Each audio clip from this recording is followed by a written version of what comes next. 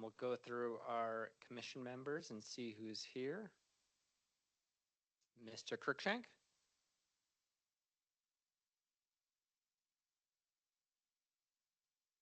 Mr. Nabors.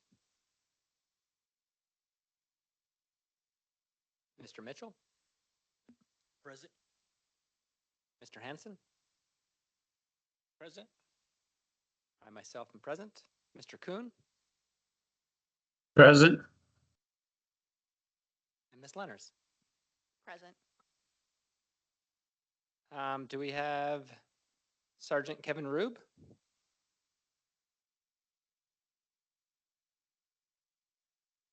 And Mr. Bauman. I'm here.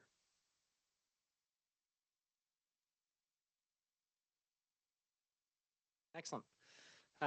We'll get started with our preliminary general business. At this point in time, we'll have some public comment.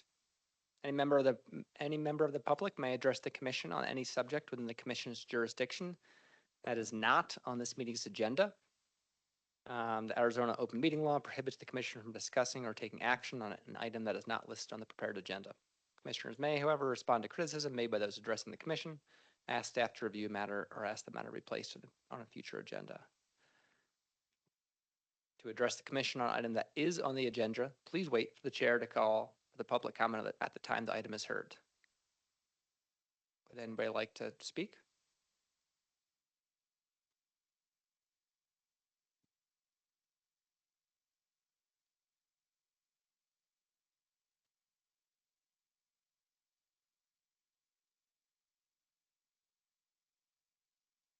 Wonderful. Hello, my name is Natalie Papini. I'm an assistant professor at Northern Arizona University. And I hope it's okay. It's finals week, so my brain is scattered and I wrote down some notes. So my colleague is back here, Dr. Nanette Lopez, and we've been working for the past year on research focused on long haul truck driver health and safety. As you all are aware, Flagstaff is a major transportation corridor for long haul truck driving, and we have thousands of commercial drivers that pass through Northern Arizona weekly. And driver fatigue is one of the leading contributors to crashes, near misses, and roadside emergencies.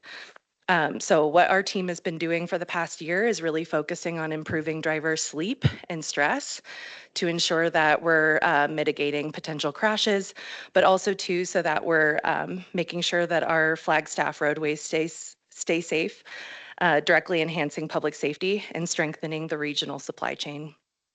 Over the past year, we've done a lot of informal interviews with commercial drivers, and they've told us that they're experiencing significant chronic fatigue, that they experience inconsistent sleep and high stress. And many of them lack access to reliable driver-centered well-being resources, and that's where we feel like our team can come in and really support them. And we're gathering more information right now on resources needed, and then we intend to develop and deliver programming to keep drivers and roads safe, and ensuring that that regional supply chain stays strong. Our team consists of us at NAU, researchers at San Diego State University, and then we've partnered with an app called Project 61, which is a mobile app focused on long haul truck driver health. You're probably wondering, what's the point? We need support from the Transportation Commission. We're in the process of developing programming, and we really want to sort of make sure that NAU and Flagstaff in Northern Arizona are leaders in the space of ensuring that our roadways are safe. So what we're asking and what we're hoping you can be part of the solution, we're going to develop a 12-month pilot where we have key sites around Northern Arizona that we want to deploy this intervention. We want to evaluate measurable outcomes like driver fatigue, alertness, and then safety indicators. And we want to build a scalable model that can then be expanded regionally and potentially across the state. And I think that this will position Flagstaff as a national leader in driver well-being innovation. So we're respectfully requesting that the commission consider seed funding to support the next phase of our sleep intervention, partner with us to identify optimal Flagstaff sites for deployment, and potentially collaborate to align this project with your transportation safety policies. If there's any way I can get in touch with you all after this meeting, I'd love to share contact information. Also, if you're not the right people to be asking this to, let me know that and we will go to the next meeting of wherever we need to go. Yeah, thank you. Thanks so much, Natalie. Um, You want me to go? yeah, I was gonna say, I was gonna let Jeff take this over because I think he's probably the right person for that kind of question and knowing who to talk to. Yeah, we'll get you before you leave. We'll get you some contact information so we can talk after the meeting and see what we can do. I don't know if it's quick enough to have them come back and provide a real presentation in February, but I'm guessing you'd be interested if that timing works. Okay. Okay. I'll be in touch and we'll let you know what we can pull off. Great. Thanks, Jeff. Sure.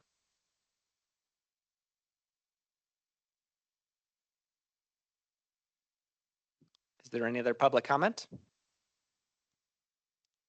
If not, I don't see any, so we will move forward with the agenda. Let's moving down the agenda. The first item is the approval of minutes from October 1st, 2025. Jeff sent those out in an email before the meeting. Yeah, I read through mine and I didn't see where any need for any revision, so I'll make a motion to approve the minutes. I'll second that. I read through them too. Yeah. Great. Thank you, Matt and Bob. So we'll now vote on or is there any discussion on this motion that has been proposed? Seeing none, we can go ahead and vote. All in favor, say aye. Aye. Aye.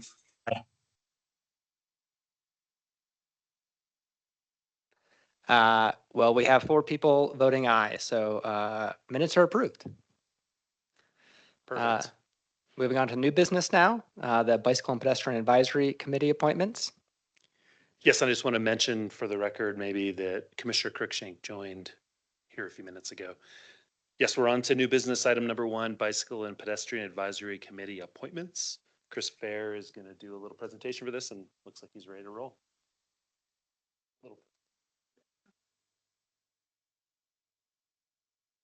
All right. Good afternoon, Mr. Chair, members of the Transportation Commission. My name is Chris Fair. I'm a transportation planner with the city, and we're here today with some appointments for your consideration to the Bicycle and Pedestrian Advisory Committee. We have a few vacancies on both. Terms have ended for PAC members and BAC members. I would acknowledge Jody Norris and Matt McGrath of the PAC and Estella Hollander of the BAC. Their terms have ended. We have one pending PAC application, so that is Ben Nicholas, and a few for the BAC, and staff is recommending Allison Sharp and Mark Spinty. And related to the PAC, one vacancy, Matt McGrath has agreed to stay on as chair until we receive another application to fill the last vacancy. So with that, I'll pass it to you for your consideration. Thanks, Chris. Is there any questions or comments from the commission?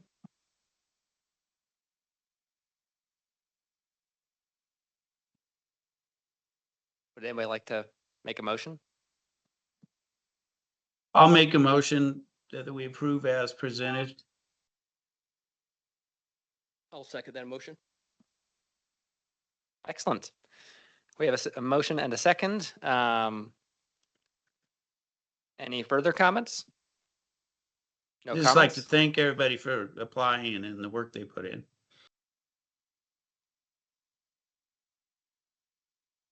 And then with that, we will go ahead and vote. All those in favor? Aye. Aye. Aye. Excellent. All right, thank you.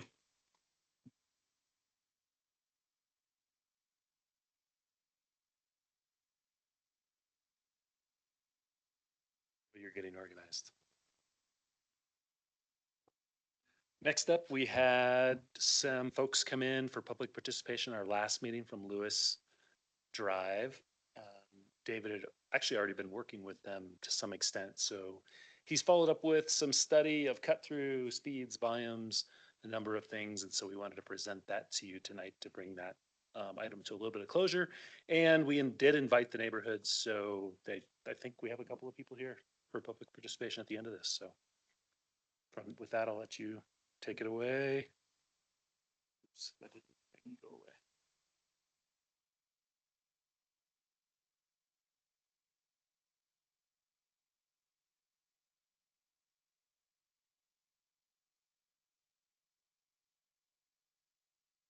All right. Good afternoon, Transportation Commission. My name is David Lemke, and today I'll be presenting on the Lewis Drive cut through and speed results that we've collected.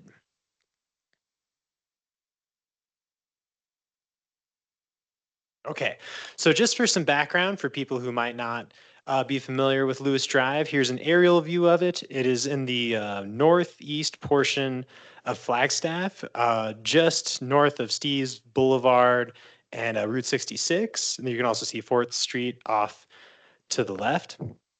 And we had citizens come forward with concerns on cut through traffic and speeding in general on this road. And so we've gone out and collected speed data a few times based on these concerns. And our most recent study was a cut through study because there was concerns that people were entering the neighborhood from Route 66 to bypass the intersection with Route 66 and Steve's Boulevard, and just general concern that people were using the neighborhood to bypass Route 66 traffic, things like that. So the first thing I'll share is some of our speed results. So the first time we collected data to investigate speeds was in 2021. And I listed the location of where we collected the data on Lewis Drive. And the average speed at the time we found was 20 miles per hour. And the 85th percentile speed was 27. And the percentage greater than 30 miles per hour was 2.8%. And based on our thresholds, it didn't qualify for traffic calming. Our thresholds have changed to where to qualify for traffic calming, the percentage greater than 30 miles per hour needs to be above 30%. Because when we did an audit of the other areas in town that had concern with speedings, those are the ones that stood out and needed the most care. And local roads are designed to be traveled on at 25 miles per hour. So this is actually below what we would expect with the average speed being 20 miles per hour. So we didn't see it as needing mitigation. And then we did another year in 2022 because there's still concerns and the speeds actually came back slower, with the average speed being 19 miles per hour and the 85th percentile being 23 miles per hour, and the percentage greater than 30 was 0.3%. But we did notice each time that we gather the speed data that there were a high level of volumes on Lewis. Typically, our local streets carry 1,000 vehicles per day, and Lewis was experiencing around 900 vehicles a day. So we figured it would be worthwhile to investigate, okay, how are people using this road? Are people using it for cut through? Is there any way that we could mitigate that? So myself and 3 of my coworkers went out and stationed up at the 4 entrances into this neighborhood, one being on Steve's Boulevard, which is to the south, one being near Park Drive, which is to the east, one being near 7th Avenue to the west, and one being up near Lockett Road. And we recorded all the license plates that we saw going into and out of the neighborhood, and then we compared our lists and were able to track which vehicles originated outside of the neighborhood, cut through, and exited into another location. Originally, our main concern was for people traveling east-west. The idea was that people are bypassing Route 66, but when we isolated that intersection, we found that there was only in the peak hour 4 vehicles who made that maneuver. And I was standing at Steve's Boulevard, and I witnessed a lot of people come off Route 66 onto Steve's, but then turn left onto Lakin, which takes you to 7th. So they weren't using the neighborhood. So based on this analysis, we came to the conclusion that the traffic being generated in the neighborhood is from the neighborhood. It's from the people who live in this area, and isn't being generated by cut through traffic from other sources. So we didn't see it as warranting any kind of access control, because if we had noticed a large portion of vehicles cutting through east to west, there could be options to prevent access, maybe make Park Avenue right in, right out so that people can't make lefts in, or something similar on 7th Avenue. But based on what we're seeing, we don't see it warranting any kind of access control. And so bringing us to our conclusions. After reviewing the results of the speeds and the cut-through study, we don't believe it qualifies for any speed mitigation or cut-through mitigation at this time, according to our residential traffic management guide. And with that, I'll wrap up the presentation and open up to any questions.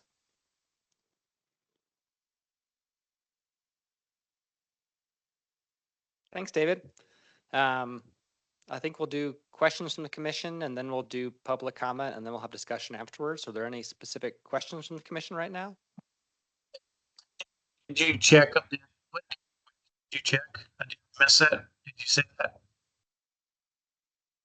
I'm sorry, could you repeat that? I didn't hear that. What day of the week did you do your check when you guys stood outside there and checked licenses? It was a Thursday. It was a Thursday. Morning. Yeah. Oh, it was a Thursday morning. You didn't do an afternoon? No, we did a Thursday morning peak hour. We looked at the volumes Okay. and that was the hour that had the highest volumes. So- And So you did, what'd you do, 7:30 to 9 or something? yes. Yeah. All right, thank you. Yeah. So just to recap, you we did a speed check where we used old data we did in 21 and compared it to 22, right? Correct. Yes. We, because we had the recent speed studies from 21 and 22, and because both of them showed the speeds being lower, we didn't think another speed study was warranted.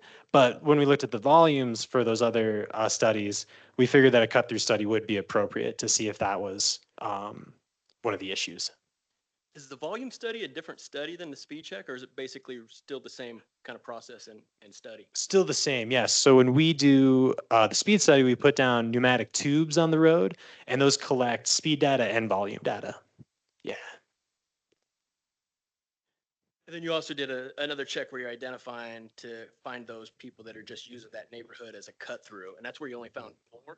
Correct, yes. So when we did the cut-through study, that was more intensive. We had all four of our coworkers, me, myself, Jeff, Chris, and Sydney all went out and stationed on the entrances to the neighborhood and then recorded the license plates for that peak hour to see that, okay, if a license plate occurs at location 3 and then also at location 1 heading the same direction, it obviously just cut through the neighborhood and didn't originate there. Most of the vehicles that we witnessed originated from inside the neighborhood. So we would see a license plate, a unique one at location 2 that wasn't at any of the other locations. So it started in the neighborhood and left the neighborhood at a certain location. All right, thanks for that clarification. Appreciate it. Yeah, my pleasure.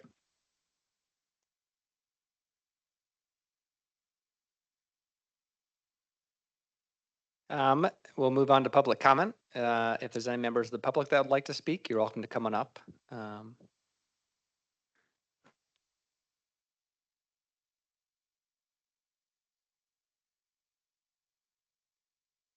Right. Hi, everybody.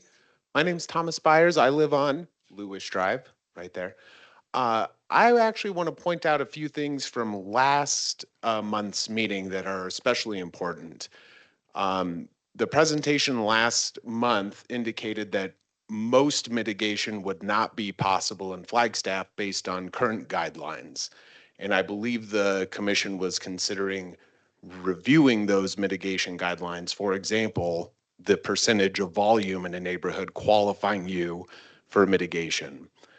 I think 900 cars driving past my front door should qualify, and I don't care where those cars are coming from, especially if the commission is considering the speed table option that was also presented at the last meeting. It's affordability, it's consideration by the fire chief, police chief, emergency responders, all saying that it could work. And I believe I just said it being affordable. That would be an excellent alternative to just not qualifying for anything and having to deal with an incredible amount of traffic. The last thing I'll say is 1 hour on Thursday morning doesn't necessarily convince me that, again, we don't qualify for anything. Thank you all for your time. I appreciate it. Thank you, Mr. Spires.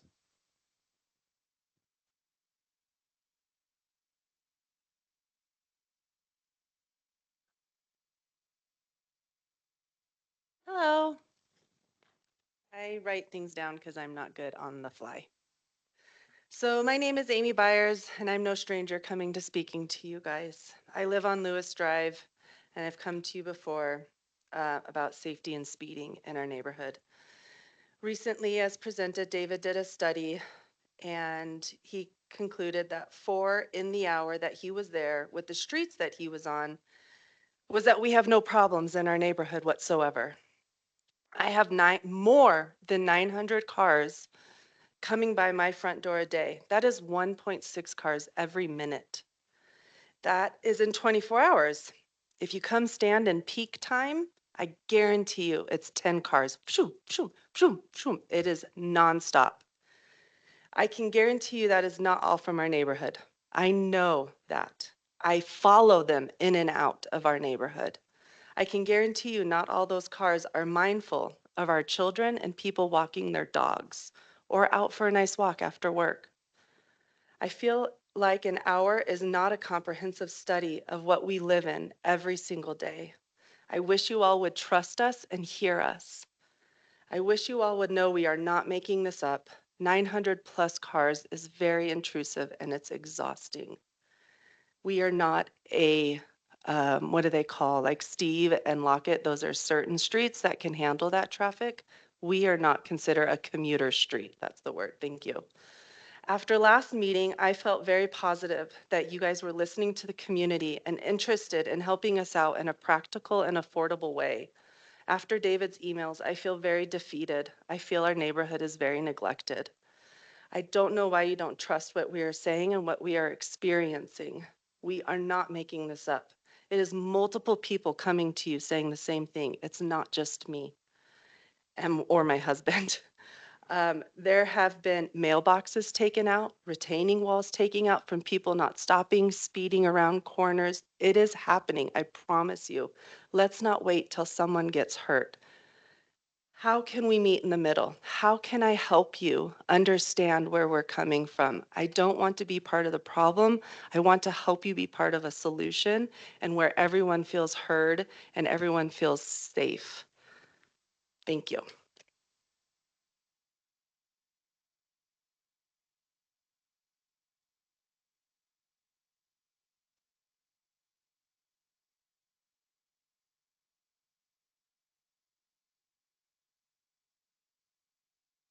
Thank you for taking the time to come and talk to us. Commissioner discussion, would anybody like to start?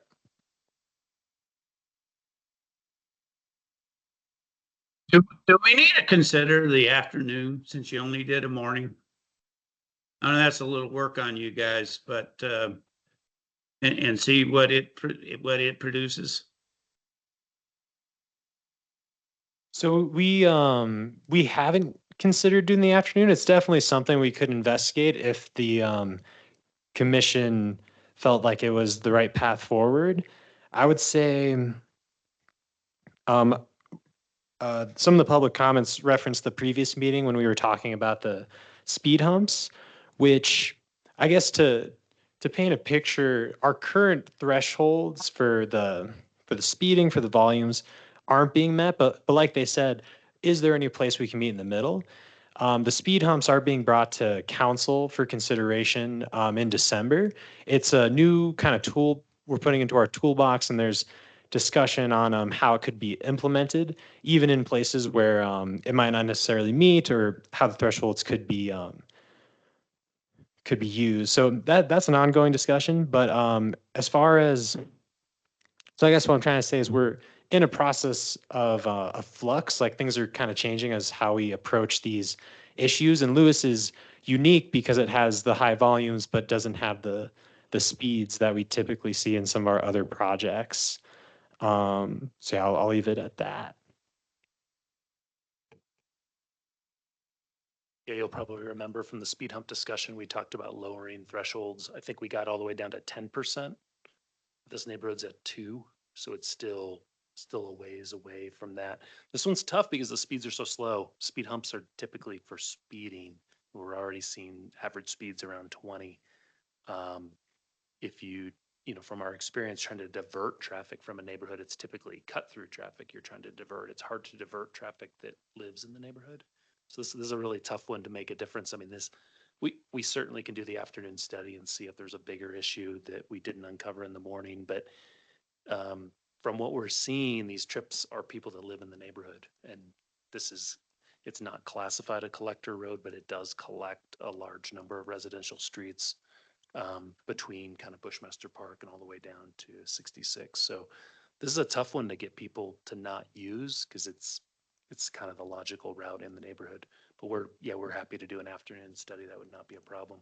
We have those 24-hour tube counts, so we can figure out when the peak is. We'll have to think about, the peak period may not coincide with like when schools are letting out. Those might be too. We'll take a look. It's actually quite a hectic thing to stand out there and write down license plates and times because you want to make sure that the plate you saw, because you don't write the whole plate down, you write half the plate down. Anyways, you're making sure that it's the same person. We also write down the kind of the color of the vehicle if we can. I had the station at the north, and that doesn't look like a big number, 124 and 89, but I struggled to keep up. He took the 12 and 17 and had no problem. That I was at the other end. I Oh, was at sorry. That was Chris's. 25 and Chris took the 12 and 116. Yeah. But But we can do the afternoon and it's not as busy as the morning, so it'll be easier to keep up with. We can definitely do that and come back. Keep talking, but that's what we can definitely offer. That's not a big deal. Thanks, Jeff. Volunteering everyone to go back out. Well, it's certainly, well, if the city, is okay with doing that, doing some additional data collecting, I think we should definitely go that route. From what we're hearing from the residents of their neighborhood, I mean, regardless of what the data says, it's being perceived as an unsafe condition that they have. So if we have anything in our toolbox that we can try to change the perception of that neighborhood, maybe like more promotion to the bicycling, have slower traffic promoted more heavily in that neighborhood. If we have any options like that, I'd like to consider those too.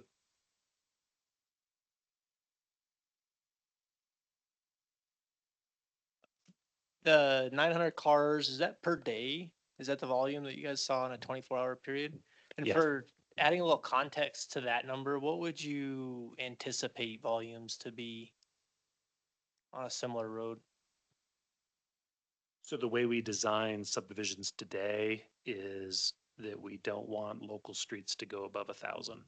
So that's our practical limit today. This is an older neighborhood that, that wasn't a check back then, but that's what we check now is 1,000. So that it is a lot of cars, but that's typically from our experience, the road can handle much more traffic. I mean, as Amy mentioned, it's a car to a minute. It's not a lot for like capacity of a road, but right, we're talking about something totally different here. We found historically, and that's how the residential traffic management guide ended up with 1,000 cars, and that's how our engineering standards ended up with 1,000 cars. That's roughly where above that on a local street, we often get complaints. Below that, we usually don't see people from those neighborhoods. So this is kind of right at that threshold. But that's how we end up with that number. It's very local to Flagstaff. Many communities go much higher on their local streets. Just for reference, as we looked around a bit.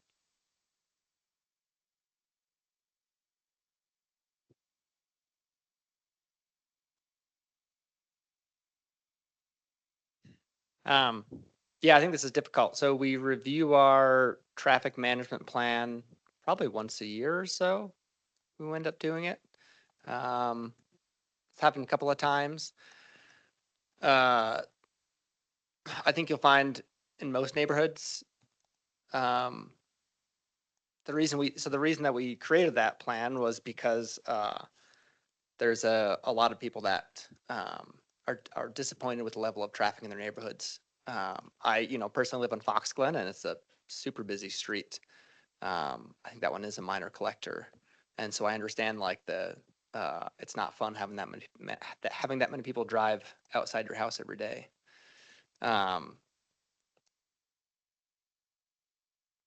And yeah, so it doesn't sound like we have a whole lot of great options in the toolbox. I think this I'm excited for speed humps, more speed humps in general in Flagstaff.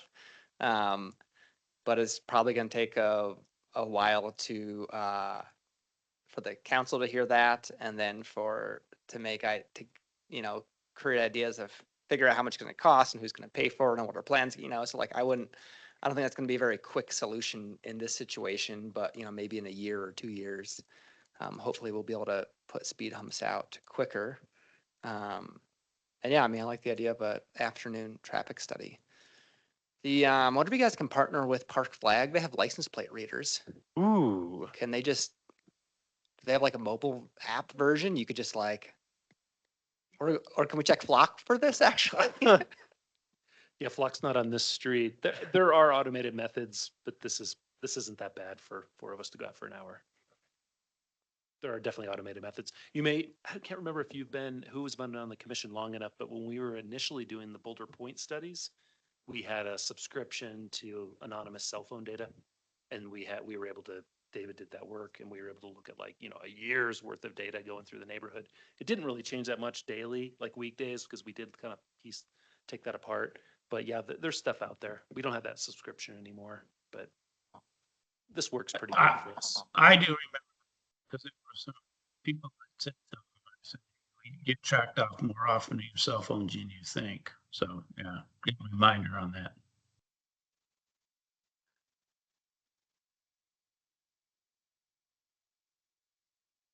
Jeff, I have a question. This is Brandon. Can you hear me? Yes. Okay. So I'm just trying to get a feel for how, 900 cars, how much traffic that is. So you probably don't have this data, but if you do, I live on West Navajo, which there's a lot of traffic that goes down our road for Marshall Elementary, for Thorpe Park, things like that. So I think my road's a pretty busy road, but I have no idea how many cars a day. Do you have any idea about that? We'll have it in about 20 seconds. It's Okay. higher than 900. Okay. That's what I was guessing, but I was just trying to get a feel for what 900 is. The three of us are racing. We'll find it here pretty quick. Okay.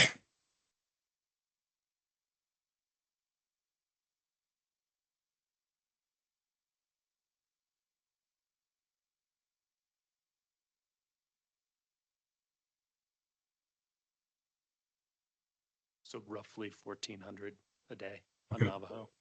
That's the block Great. between 180 and Bonito, Hopi. Bonito, Hopi, the Yeah. Marshall School. Yeah. Okay, thank you.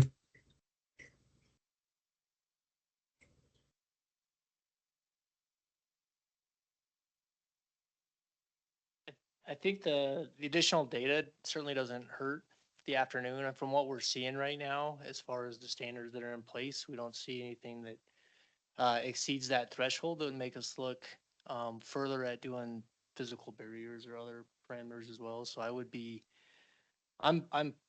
think the additional information is always nice to have more information, but as far as what I've seen, I think we see where we land within the standards we've placed. So you know, I can see that as well. I think that's, although not something is a good situation, perceived good situation for the residents on that street, but I definitely see we're within the engineering tolerances and the design parameters.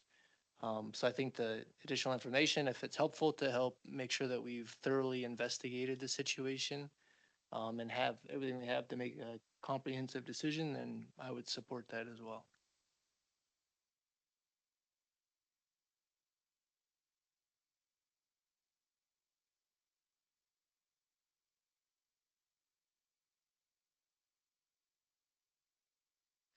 Yeah, and Matt, you mentioned, I think what I understood you to mention was the idea of making that a bike corridor that would increase bike traffic on there and decrease car traffic or something like that. And I think those are interesting. I don't know where Martin and his team are in the way of implementing that kind of a thing in Flagstaff anytime soon, either at this point in time, but I'm not sure if Martin's going to jump up to talk, but I believe we do have bike boulevards mapped I don't believe this is a bike boulevard, otherwise they would have told us when we started this project. There he is. Hi, good afternoon. I can jump up and talk. Thanks. So in that area, Steve's and Lakin are kind of on our radar for sidewalks. How far we go into the neighborhood would be a question, and that's specifically going up Steve's. Lewis being a local street is really not on our radar for sidewalks or bike lanes. We have a lot of neighborhoods in Flagstaff and a lot of local streets that don't have sidewalks. And if we wanted to kind of tackle them, that would be an overwhelming proposition. So we've kind of limited our efforts to collectors and higher level roadways.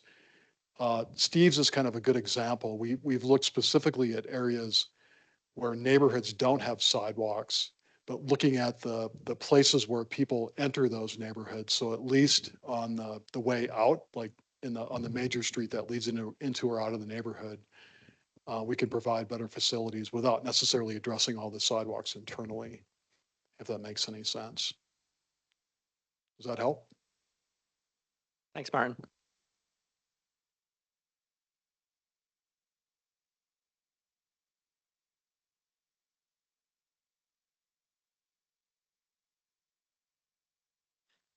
Okay, so to wrap this up, I would say it sounds like the city staff is going to do an afternoon traffic study. I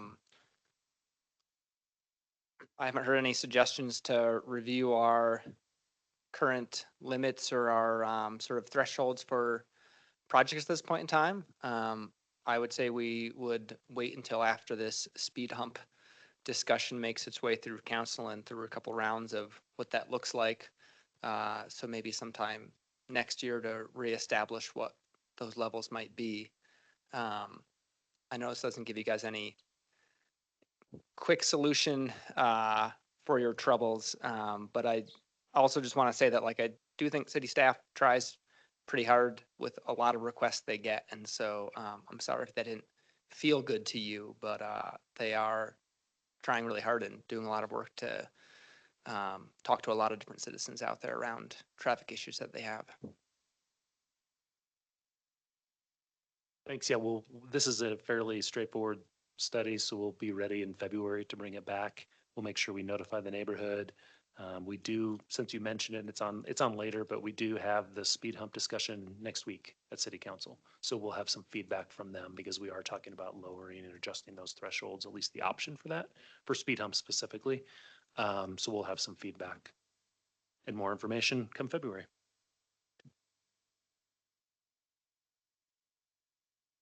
Thanks, Jeff. With that, we'll move on to our next agenda item, the Safe Streets Master Plan.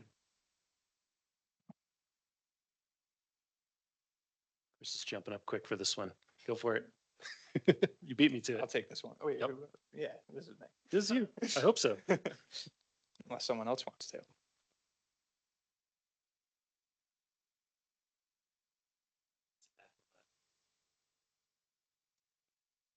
F11. Yeah, no, okay.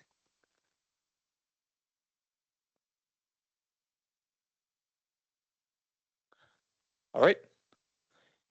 Good afternoon, Mr. Chair, Commissioners. My name is Chris Fair, Transportation Planner with the city. I have the pleasure of co-project managing the Safe Streets Master Plan grant project with a few folks, and we're out in force today. So Dave Wessel of Metro Plan, Mandia Gonzalez of Metro Plan, and we've also recently added Tiffany Antle from the city zoning code. She's the city zoning code manager for planning and development services. So got a really solid internal team, and our folks from Kittleson, our consultant for the project, are with us today. We actually kicked off our project officially today in person, which was great, and we'll get into the details. I would start off by saying that I believe that this is the first time that we've gotten to come to the Transportation Commission with this project. You may be aware of it now. So this is sort of a higher level overview, and clearly there's a lot of folks here who are excited to answer any questions that you might have. We'll start with some background. So in recent years, the city has budgeted a total of $500,000 to create a transportation master plan and a Vision Zero action plan. You can see that on the right, highlighted in the city's capital improvement program. As we've done before, Metro Plan recommended that instead of just using that $500,000 to facilitate the work, we could leverage that as match through the Safe Streets and Roads for All federal grant program. We pursued that route, submitted an application, and ultimately were awarded $2.1 million in supplemental funding to expand the project and while completing everything that we originally set out for. It was awarded late in 2024. I would note that Metro Plan is providing project administration and co-project managing alongside the city. Okay. So how do we get to the point that we're at today? Well, we started about a year ago with an extensive stakeholder interview phase. You can see all of the different groups that participated in the interview. It was a lot of work, and we gathered a lot of really useful information. Representatives from city engineering, city planning, fire, IT, sustainability, city council and management, and then outside agencies like Mountain Line, Coconino County, and ADOT. We also chatted with folks in the development community, important perspective to gain on such a holistic project, as well as advocacy groups like F Cubed and the Flagstaff Biking Organization. It's also important to note that this has been a long time coming. The city transportation team had put together a list of what they needed their eventual transportation master plan to include.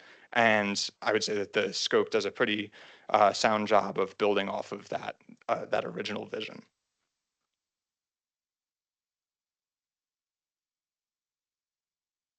So moving past the stakeholder interview phase, we assembled a multi-agency scoping team to refine our RFP. This had folks from city engineering and planning, as well as folks from Metro Plan, Mountain Line, and Coconino County. Ultimately, 6 proposals were submitted over the summer, and the top 2 were selected for interview. Ultimately, Kittleson and Associates was selected. They've been excellent to work with so far. Really excited to continue on the project from this point. Between their selection and our project initiation, they were excellent in helping us refine our scope, to really drive at the product that we want to work towards. And their contract was officially initiated with the Metro Plan Executive Board on November 6th. And today we had our first kickoff meeting for the project management team. So a lot of great conversations already underway. You can see the graphic on the right is their team of sub-consultants that they've put together to help facilitate the work.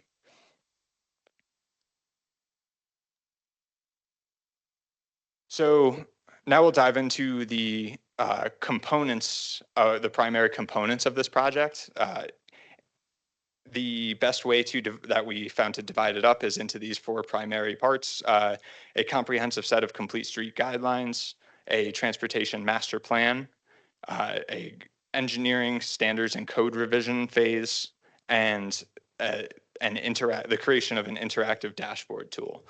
I'll provide some goals and highlights for each of these, and I'm happy to answer questions that come up. So first we'll talk about the complete street guidelines.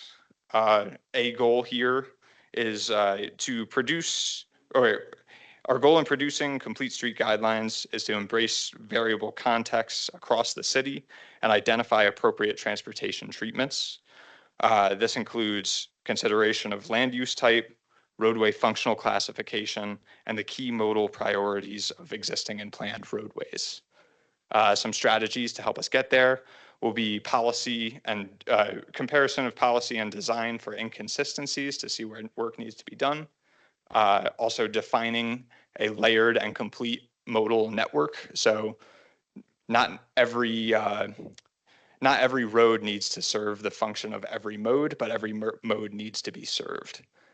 And also the creation of a complete street design toolbox to come up with appropriate treatments that are sensitive to context. The next component is the transportation master plan. A goal here is to apply the recommendations of the complete street guidelines to Flagstaff's existing and planned transportation network, and most importantly, to support them with enforceability. Some strategies to help us arrive there is a overall assessment of the system and evaluation of existing conditions to identify gaps across all of our modes. Moving into future extensive scenario planning with a focus on evaluating improvements, and then ultimately taking those improvements and making them implementable through the capital improvements program and other funding analyses and planning strategies. Our next component is the engineering standards and code revisions.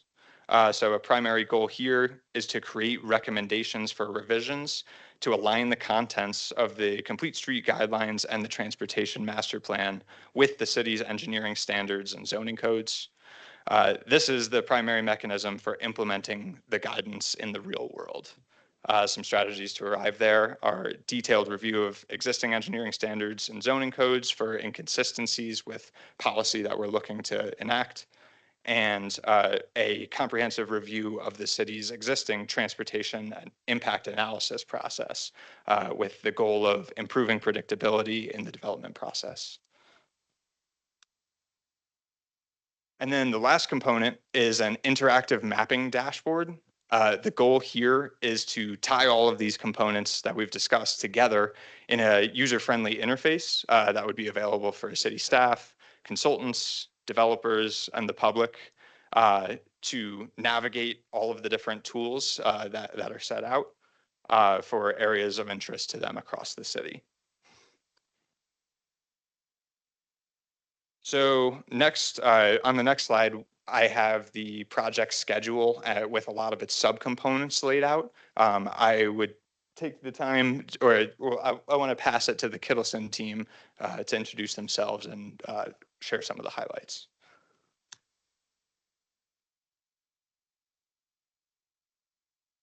Mr. Chair, members of the Transportation Commission, I'm Vamshi Yeliseti.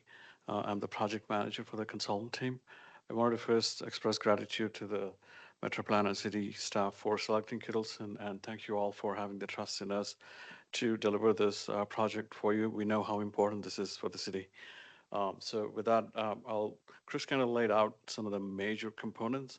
I'll kind of walk you through the flow on how all of these things will come together, and then we'll end up with those 4 key deliverables Chris mentioned at the end of the day. So the task 1 is the project management. So this is a pretty long project, about 3 years.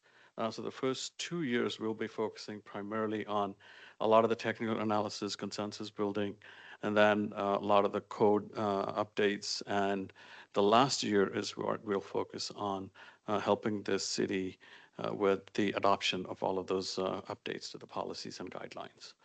And then task 2 is community engagement. So even though task 2 community engagement is right up there, it kind of sprinkles across the entire first 2 years. And we do this in 3 different phases.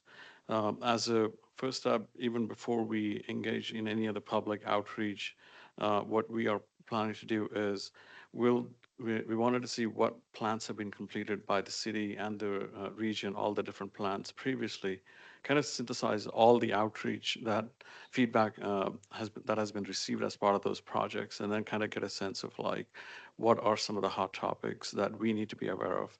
So that helps us phrase the right kind of questions to the public, and as we develop recommendations, it gives us a good understanding of like how what should be our focus to develop the goals and objectives, develop the recommendations, and so on. So that's the reason for doing that initial assessment of the outreach that has been done to date. And then we also will be starting off in a very unusual way of reviewing all the city and related plans, policies, standards, guidelines, and then looking through all of those to identify where, doing sort of an audit to really identify where there are gaps in these policies, design, and standards and stuff.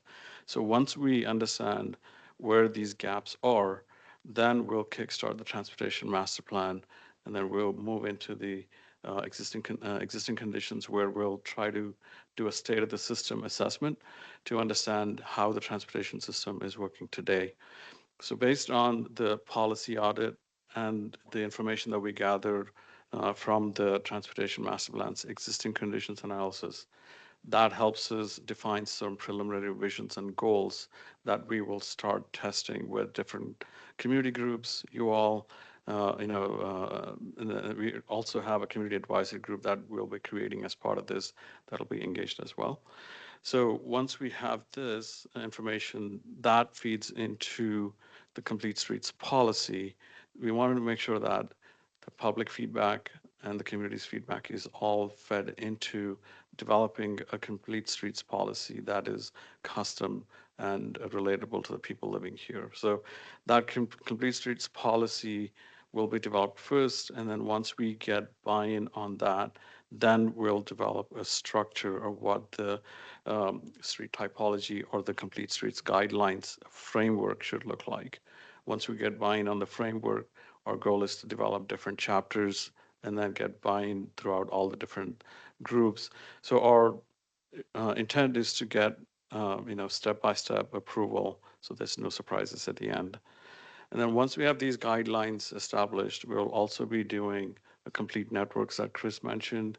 So at any street segment within the city, you should be able to say what facilities are appropriate, and then how the Complete Streets guidelines is going to help you figure out what that infrastructure should look like.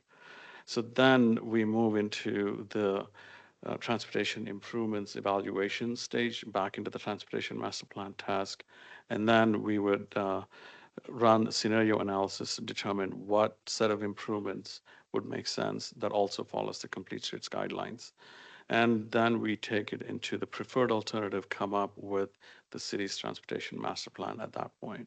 So at this point, you have your transportation master plan that'll be done.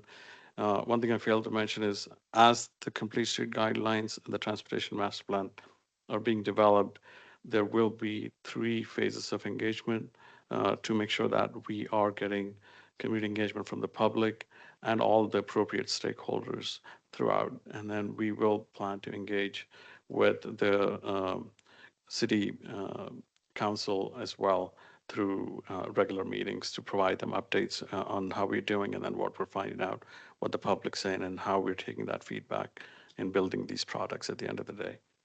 Um, and then the next phase is a lot of the projects stop at this point. This is what is unique to this project is that we're taking that next step of finding where there are gaps in the policies, what that master plan says. Now we want to make sure that we provide some teeth to the staff to make sure that some of these plans and projects are implemented and the guidelines are implemented. So that's where we'll develop the policy updates. And that policy updates will then continue forward into the adoption process afterwards. And then again, this is a lot of information, and there's several different kinds of users who would need access to this information. So our plan is in task 7 to create a one source dashboard that basically has it serves as your one-stop shop for basically all the codes, all the policies, all the plans, and then also an interactive map that clearly kind of not just reading documents, but you actually see a map that that you can visualize what we're saying in the document itself, including all the proposed improvements. And then we don't stop there. We also take it to the implementation phase where we will identify appropriate funding sources, come up with a funding plan for the proposed improvements, and then identify champions that will carry forward the plan afterwards. Last but not least, as I mentioned, we'll be on call supporting the city and Metro Plan to carry all the updates to the policies through the adoption process. So I hope that was helpful, and I'll be happy to answer any questions. So.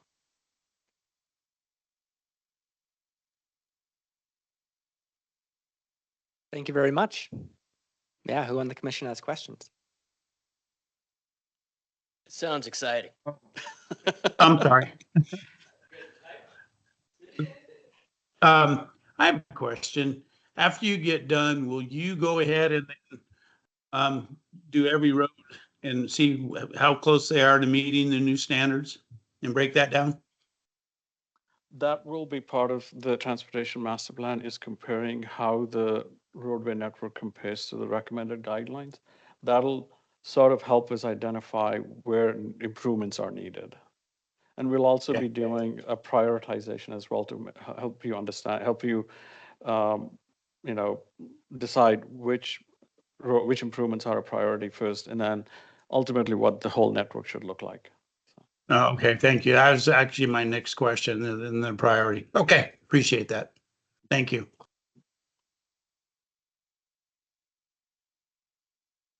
Question? What other cities have you done this with, and what are some of the stumbling blocks in the implementation phase?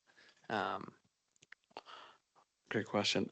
So as I mentioned, this particular project is unique in the sense it's going the whole 9 yards.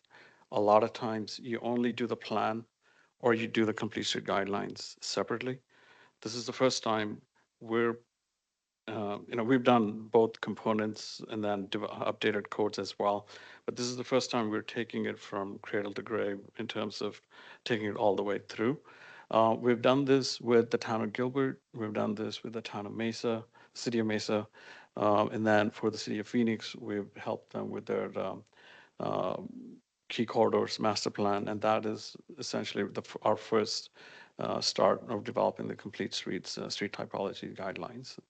And then that's just in Arizona. We're, Kittleson has, our team has done this sort of projects across the country. And our firm has developed a lot of the guidebooks, especially related to the complete streets. So, in terms of stumbling blocks, you said, number one is always going to be consensus building. So that's why we emphasize, we've learned our lessons working through all of these projects, is that, keep everyone informed through and through, not just at the end or like once or twice through the project. And then the other thing that we've learned is to make sure that the information that we present is not volumes of materials. Synthesize it, and then if they have questions, they can always refer back to the thicker documents that they'd like to see more information on. So our goal is to make sure that we engage as many people throughout this project, build as much consensus as we can, kind of use a lot of trade-off analysis to show this is what perfect looks like, this is what a compromise looks like, and this is possible, this is not possible. You decide how you do it. So that we're more to help make decisions is the way I would say. So consensus building I would say is the top issue that we typically run into. So.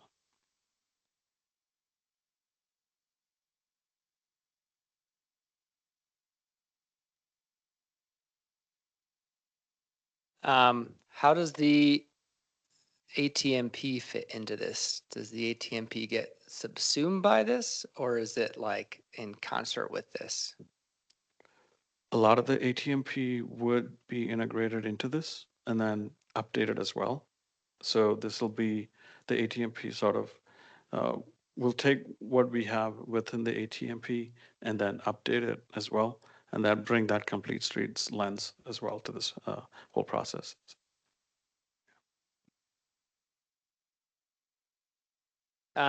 The first part, you sounded like it was like designing the complete streets guidelines for Flagstaff. Is the complete streets guidelines already a book of how to do things, and we adjust that based on the unique aspects of Flagstaff, or is it just like seeing how it fits into Flagstaff? No, it's the guidelines that we'll be developing brand new for this city. And then what we'll do is once we develop the guidelines will be developed based on feedback that we get from the public on what exactly is important for them, what modes are important for them, where they'd like to see. So we want to make sure that all of that feeds into the complete streets policy and then the guidelines. Based on that, we identify what projects would make sense.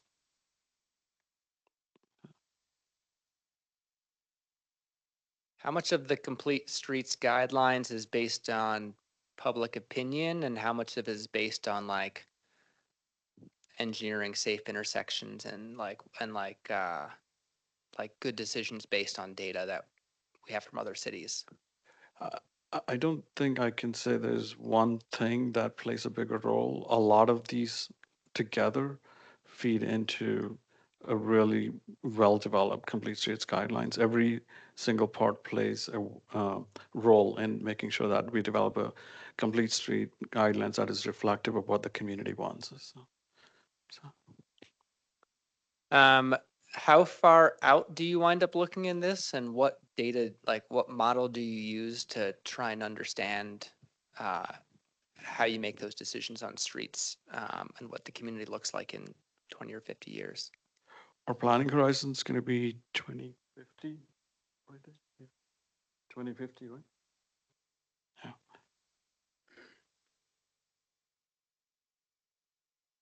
Yeah. Good evening. My name is David Wessel. I'm the planning manager for MetroPlan, one of the project managers on this. In the scope of work, we're really basing this on the 2045 draft regional plan, but we're also doing some rough build-out analysis to make sure that we're not overlooking future needs and future opportunities. Probably as much as anything, making sure that we don't preclude future opportunities if we see development patterns that need to be served.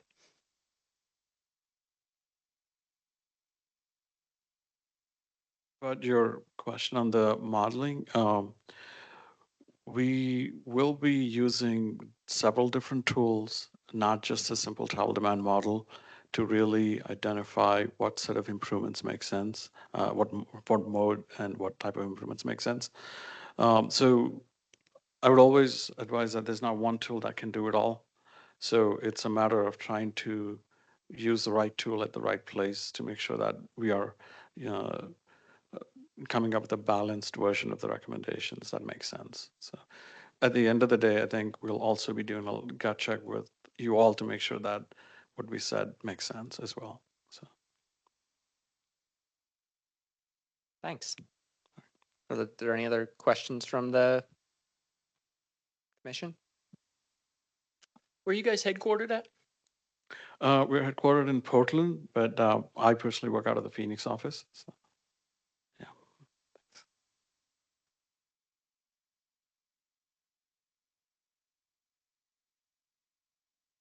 I don't see any other further questions. Are you guys, is this the end of the presentation or are you partway through it? Okay. This is it. Is there any, is there any public comment on this before we go to commission discussion?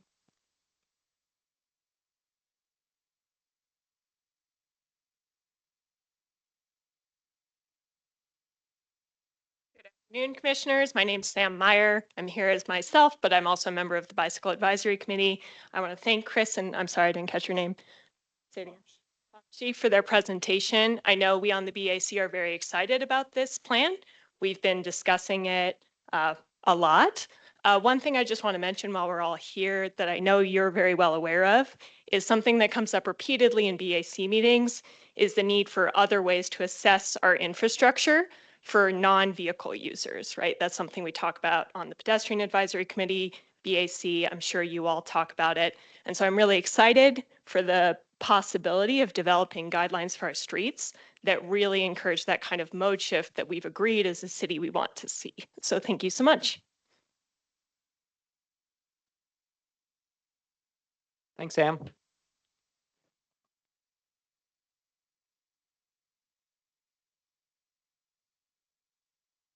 How's it going, Commissioner, Stafford Jure, city staff, everybody? Good to see this is moving along. I wonder if you could bring up that graphic of the different corridors. Yeah.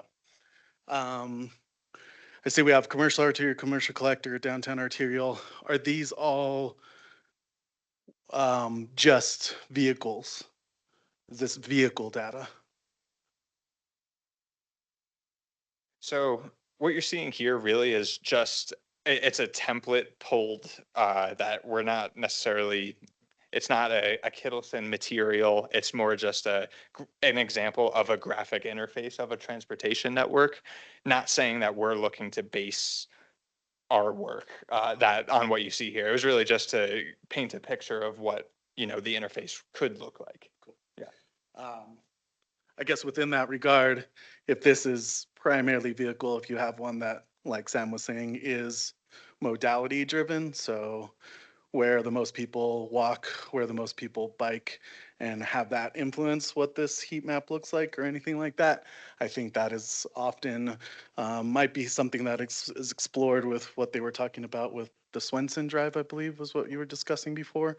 What are the pedestrian numbers on that road as well? Because it seemed to me like it was car centric, but I don't know if I was misinterpreting. I got here late. So if we're only judging for cars and car usage, of course, it's going to be car centric. But if you have how many pedestrians also use that corridor, that might be something that is in consideration of why you're getting complaints, because more pedestrians are interacting with said 900 cars or 1,000 cars or whatever your thresholds are.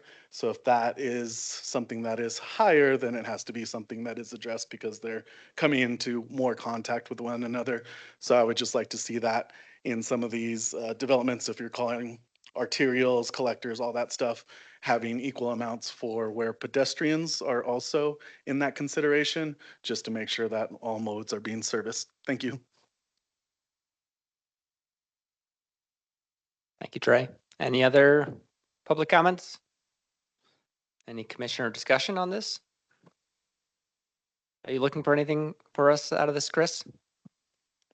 No, I believe this is just a discussion item for today.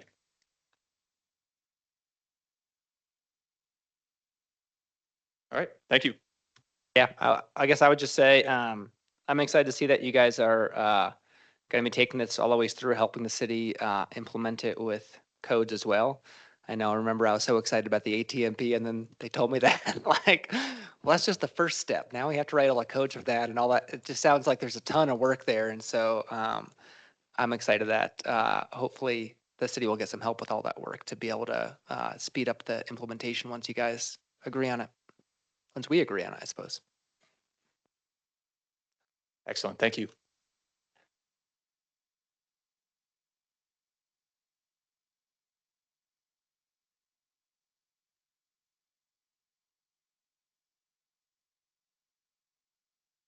Looks like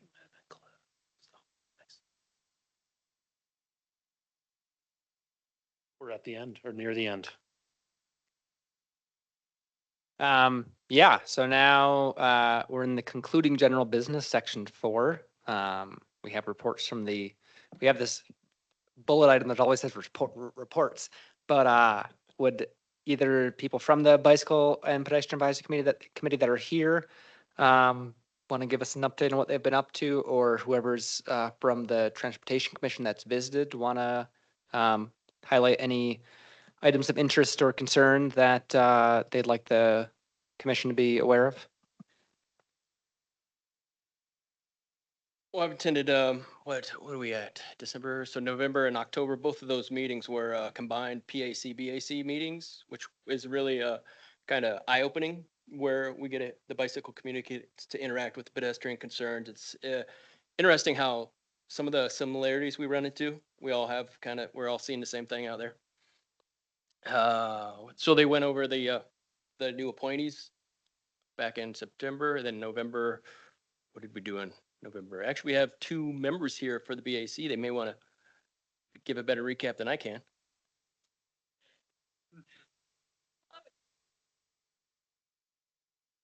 I think in November we were reviewing crash data. I believe that's what, Martin? Yes? Okay. I'm trying to recall what we discussed, but I think a lot of it was looking at areas that have high crash data, differences between pedestrian and bicycle crashes, why those might be occurring in different areas. And then there are, unsurprisingly, I'm sure you all have seen this too, a lot of common areas where both modes of travel have a lot of crashes. Yeah. Hi, I'm Valerie Pyatt. I'm also on the BAC. One of the questions in particular that we had, a lot of crashes are that are involving a bike and a car. The car is making a right-hand turn, and that specifically stuck out to us as a data point we wanted to make sure you guys were aware of. And when there's opportunities to, I don't know, possibly intervene on right-hand turns from vehicles to make it more safe for cars, is a pretty easy one to address. The other thing I believe we discussed at some length were crashes where pedestrians were involved and they were not crossing at an intersection, and that those tended to happen on streets. 4th Street is the one I recall, where you go quite a ways without a designated crosswalk or intersection at which one could cross. That's also, I'm sure, something you've heard before. If there's a long corridor where pedestrians don't have an opportunity to cross, they will cross where they need to, and that may or may not put them in harm's way as far as a vehicle. So we talked a lot about how some of the crash data also indicates a need for, or could indicate a need for more frequent crossings or painted crossings, indicated crossings, signalized crossings, things like that. Am I forgetting anything? Okay, yeah, Thank you. I think that's it. Thank you all. Great. Thanks for that.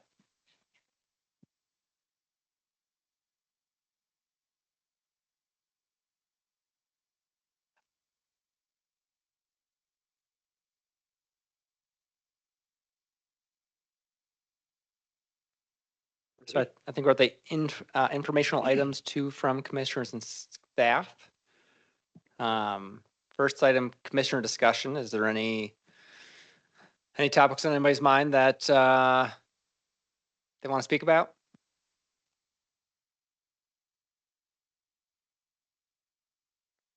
Jeff, do you have some information on Woody Mountain and West Route 66 Yeah. intersection improvements? I will give you just a quick update on a couple of these. So Woody Mountain and West 66, I think I talked about it 2 months ago. Intersection improvements. So this was the state appropriated funding that kind of almost came out of nowhere. We have a meeting this week where we're going to review the 60% plan. So that's actually getting pretty far along. And we have a contractor on board, which is unusual, but we have a contractor on board and they're prepared to start ordering parts at the 60% plan level. So we're on a good trajectory to get this thing going sometime in the spring, late winter, spring. So we're doing pretty good on schedule for that. And that last time there was some discussion around how big of an intersection it would be because of the future. So if you're at 60%, is the scale kind of like the hanging lights and smaller intersection? Yeah, thank you.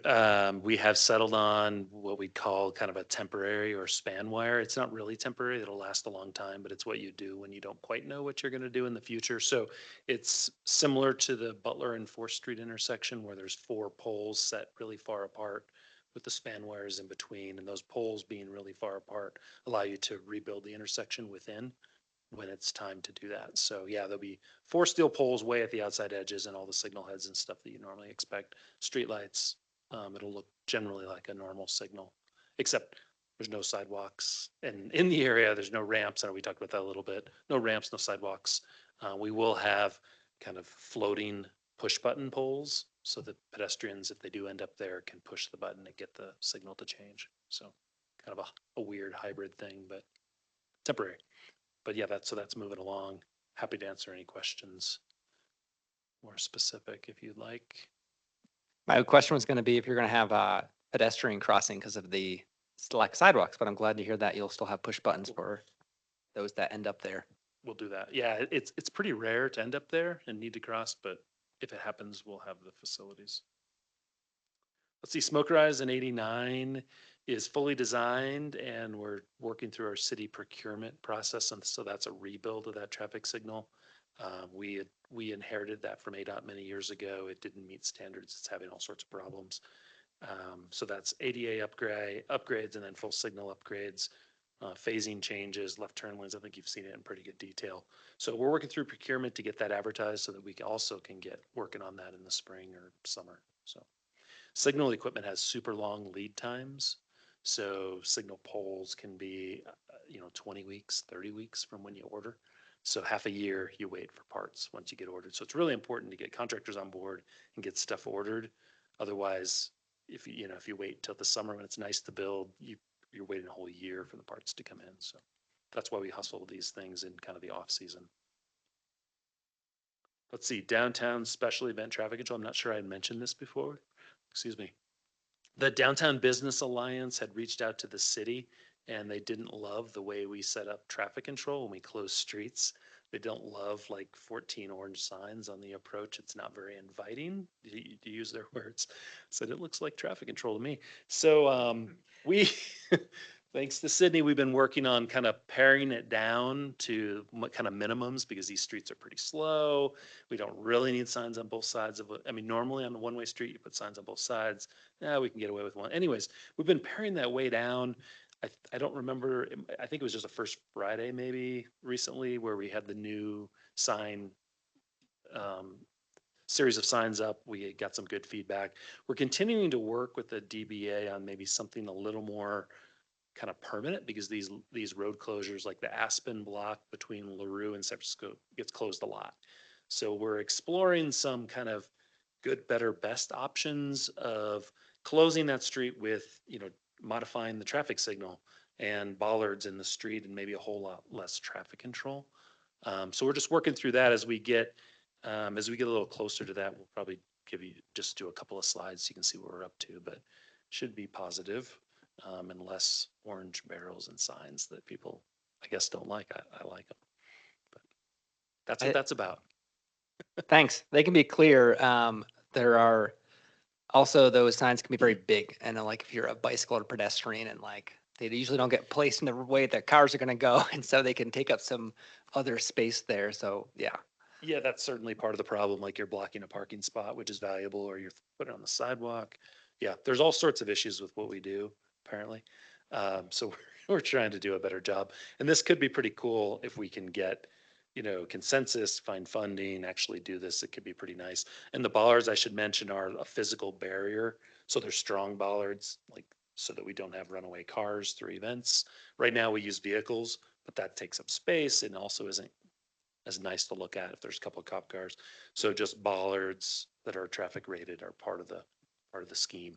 So we'll get there. Yeah, I'm glad to hear that. I like the idea of the bollards, and I like the idea of closing the roads more often for pedestrian activities. I know that Dre's already left, but that was I know he was passionate about that at one point in time. Was trying to find ways for closing down streets more often to sort of like allow that kind of to happen. This would make it a little bit easier. So yeah, so that's a good one. Oh, go ahead. I had the opportunity to see that in action, I think in Alexandria, Virginia, and with the bollards that would, allow traffic during certain times. And I took pictures of it and wanted to bring it back to Flagstaff. So I thought it would be such a cool thing for Aspen. So really excited to hear that that's under consideration.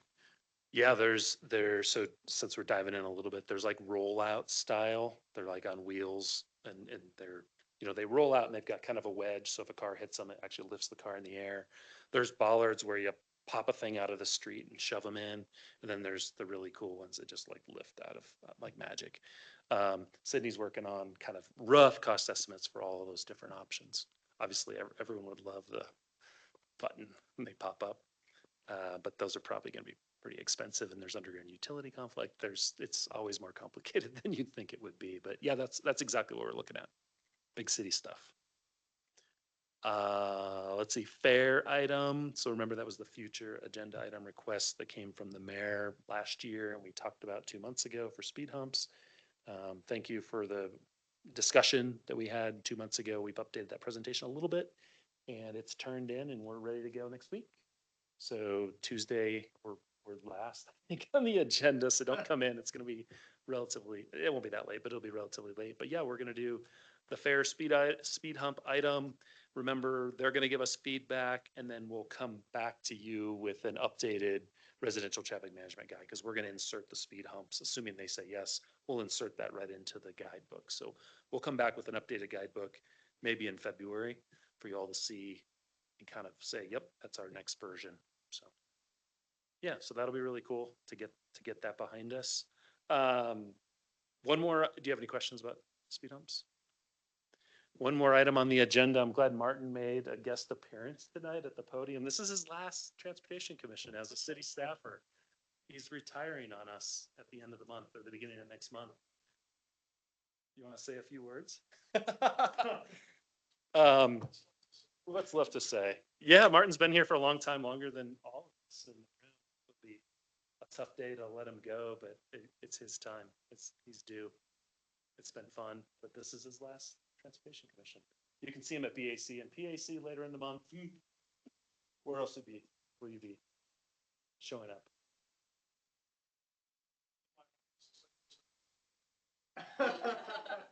Awesome. Thank you, Martin. And that's what I have. Thanks, Jeff. Oops. Next meeting. Annual crash report should be ready, and we'll have an updated Lewis discussion so far. Now I'm done. Excellent. With no other comments, I will adjourn the meeting. Thank you all for your time and for coming here. And congratulations, Martin.